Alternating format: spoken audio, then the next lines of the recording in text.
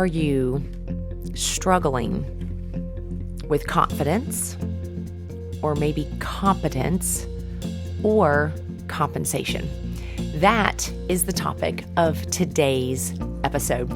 I was with a group in Waco, Texas. That's about 2.5 hours or so south of the Dallas Metroplex, and was connecting with a group of real estate agents there. And I was delivering, I should say, information around the value of being students of our game. And part of what came out as I was asking for feedback were those three words. Because as I was talking about the need to be a student of the game, to really put in the time, the energy, and the effort to be growing outside of when we're going to be in front of our clients, I asked them, what is it costing us when we aren't students of our game? Well, first person said confidence. Love it. So let's talk about what confidence looks like here.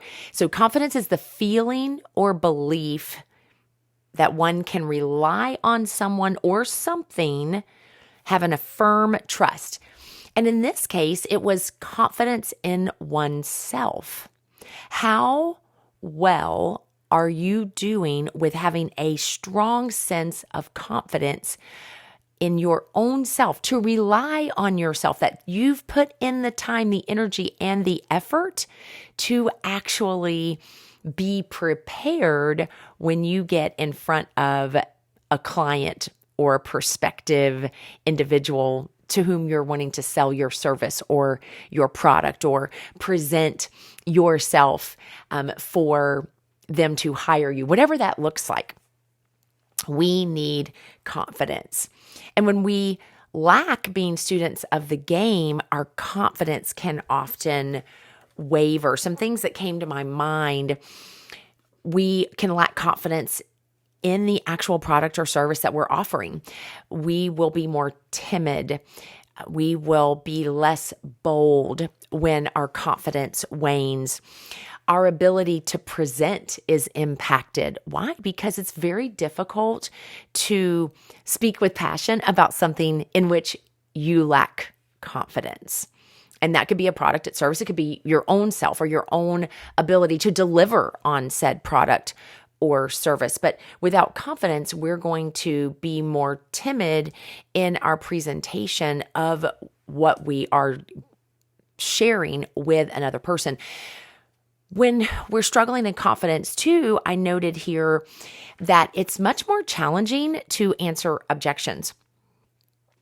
Objections are a normal part of any sales process.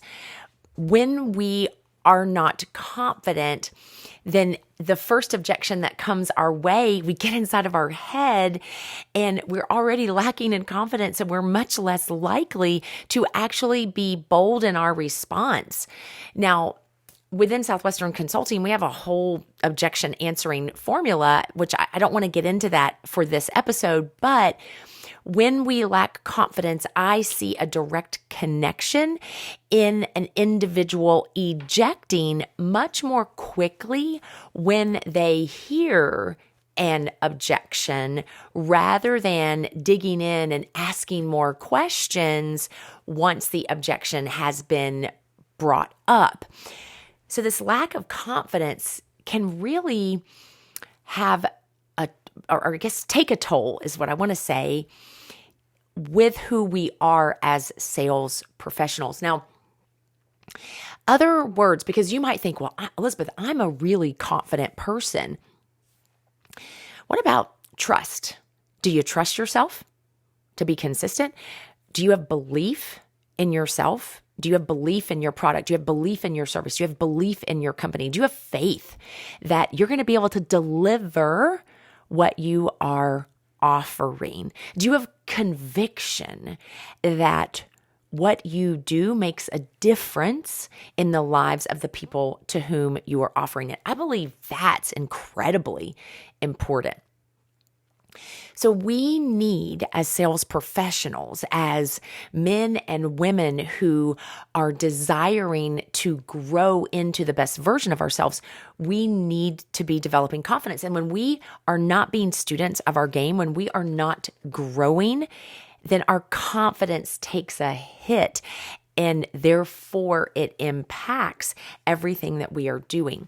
So that was the first word. The second word that came out of this group when I said, what is the cost when we are not students of the game?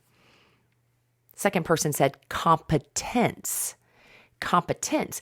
That is defined as the ability to do something successfully or efficiently. I might add effectively. Competence could also be described as being capable, having the ability. Competence could be, proficiency, or maybe being seen as an expert or skillful. Competence, again, can be described in many ways. I would love to know which one that I just shared resonates with you. But when we're not being students of the game, our competence wanes or it is underdeveloped. Competence meaning we struggle to see our own selves as an expert, and it's very difficult for other people to see us as an expert because we are not spending the time to grow our expertise. We are not mastering our methods for how we're serving, whether it's utilizing, a more intangible service like what I do on a regular basis, which is coaching, or a product that you are delivering. Because see, when we're not doing things consistently to develop competence, then we are not developing the habits that allow us to be effective in the delivery of said service or product. I think about my husband, Fred. He delivers both a service and a product. His service is photography. The product would be the images that result from his photography. And something that I've always been super impressed with Fred as it relates to competence is he has always been about staying on top of the trends, learning from the best in the industry, getting online, watching the YouTube videos, making sure to follow those that have massive businesses or are well known for the excellence of their work. And as a result, I have seen him develop great competence in what he does. He is known as a skillful expert, as an example, in the headshot arena. He is sought after to deliver headshots for individuals. So that's an example of competence that we're wanting to develop, but when we're not being a student of the game, our competence, again, wanes or it's underdeveloped. And here's the thing. When we are not utilizing the information that we have, we are not strengthening the neural pathways in our mind or building neural pathways that allow us to be competent, which is why I say competence can wane or remain underdeveloped. So being a student of the game, when we're not a student of the game, it costs us confidence, it costs us competence. And then the third C that came out of this conversation today is that it cost us compensation. That's right. Compensation, I looked it up, refers to the monetary payment given to an individual in exchange for their services. And in the workplace, that could be a salary plus commission. It could be all commission. It could be any number of other perks that come along with a particular job and how one is compensated for their efforts. So when we lack being a student of the game, our compensation suffers. You see, with my chemistry background, I immediately oftentimes think of science-related thought processes, and I remember teaching my students gases. And we would talk about gas laws, and we would talk about direct proportionality and inverse proportionality. Well, Compensation is a direct proportionality.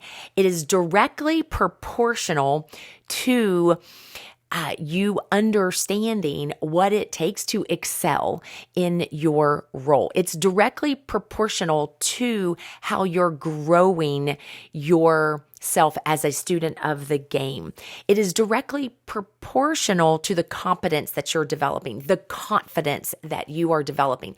Now, I understand if you're listening and you are more of a salary-based employee, then it's not as easy for you to go, well, Elizabeth, I can't just grow more or become a better student of the game and expect that I'm going to necessarily receive more salary. And I understand that. I would say then you want to be looking at where compensation could come in the form of recognition. Like you're compensated by being recognized as tops among your peers. You might be compensated by earning something like a trip, an incentive. There are other means of compensation that could then also be a motivator here for why we would want to be students of our game. But for sure, if you are a 1099, in other words, you are commission based, I like to call it don't work, don't eat. I've been living that life for the last 24 years. When you are in a commission-based place, when you are not a student of the game, your compensation suffers. And here's the thing. When our compensation is suffering, I thought when you're not making enough money, you're much more likely to be in scarcity mindset versus the abundance mindset. Scarcity mindset is, I got to hold on to what I have. And then we're so focused to holding on to what we have that we are not eyes open, ears open, looking for new opportunity, new connections, new relationships. We feel like we have to spend all of our time clinging to what we already have. We're in a scarcity mindset. We're less likely to ask for help. We're more likely to take on, for example, clients that are not our ideal clients. And then we spend an inordinate amount of time dealing with unhappy people because we said yes to clients that are not our ideal client.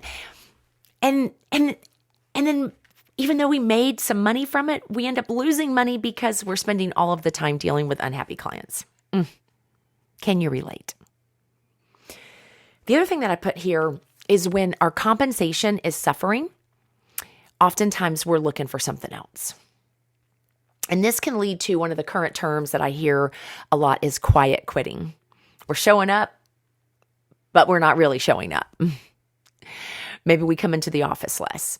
Maybe we say we're working from home, but we're really distracted when we're supposed to be working from home. We have good intentions, but those intentions wane. We quietly quit until either we are ushered on or we go ahead and because our eyes have been looking for other things, we just take the plunge and we say yes to that other thing. So not being a student of the game has a high cost. It costs in our confidence, it costs in our competence, and it costs in our compensation. And guess what? They are all directly related. When our confidence is dipping, our compensation likely is dipping or will soon dip. When our competence is waning or underdeveloped, our ability to earn more or to sustain even the compensation we're currently getting can often be impacted. And when our compensation goes down, guess what? Our confidence is shaken. And we're less likely to be engaging in student of the game activities, which helps our competence, which means our competence suffers. So many interconnections with these three words. So in the time that I have remaining, I made some list of ways in which we can fight against the challenge of not being a student of the game. I mean, clearly I could say, listener, be a student of your game. Now, that may come in different ways, but here are some suggestions in each of these categories. Be a student of the game and build your confidence. This means you got to take action. You got to take action. It is worth doing poorly as you learn to do it well. So often we aren't taking action because we think I got to have it perfectly before I actually take action. And the thing is, you can learn a lot and actually still be growing in confidence even when it's not done perfectly, or maybe it's done poorly, but you choose to fail forward and learn from it. A great way to build confidence is shadow other people who are confident, who are taking the time. They are students of their game. They are excelling in your field. Great opportunity to shadow other people. Another way to build confidence is have great self-talk. What you say to yourself matters because what you say to yourself expands. What you think about expands. If you're thinking negatively, that negativity is going to expand. And guess what? Negativity impacts confidence. So if you want to grow in confidence, have great self-talk. Some ideas for competence. Schedule student of the game time. Put it in your ideal schedule, be it during your workday, post-workday. Maybe it's what you listen to on your way to work or when you are traveling, but you need to plan in time to be a student of the game. What gets scheduled is much more likely to actually happen. Another way to develop competence would be attending events. That could be sales kickoffs for your company. It could be rallies. It could be regional, local, national meetings. It could be conferences where you can go and grow in your skills. It could be like what my husband does, get on YouTube and watch people who are already competent in what you are doing. But take action to give yourself little victories. Little victories serve two purposes. They help develop your competence and they help to develop your confidence. So I would encourage you, write down those little victories on a daily basis in order to gain momentum and increase your motivation to be a student of your game. Some ideas around compensation. If you're commission-based, then one of the first things I would tell you is work your plan A and start ditching those plan Bs, right? If you're constantly looking at the take this pill and it's going to solve all your problems or the get rich quick schemes, success is spelled W-O-R-K. So stick with your plan A, ditch the plan Bs, stop looking at everything else that's going to be your quick fix and put in the work. The other 3 C's that I would give here under compensation is you got to commit. You got to commit to put in the time, the energy, the effort to be a student of your game. You got to have conviction because when you have conviction, that will translate into your confidence. It will translate into your competence. And thirdly, you need to be coachable.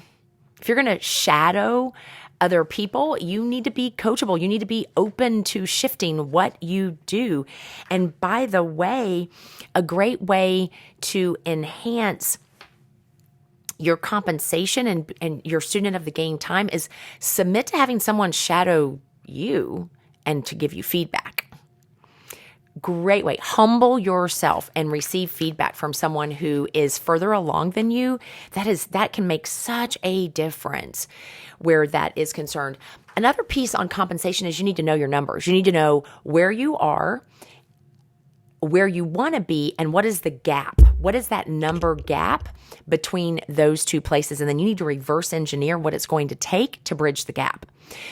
Most people struggle in the compensation arena because they don't know exactly what their number is. What am I working towards? What's the goal that I have in mind? And what do I have to do to actually get there? You need to know your numbers. And guess what? Then you need to take action on what is necessary. You need to build in accountability and remember that you always get paid for how hard you work. Sometimes now, oftentimes later, but always eventually.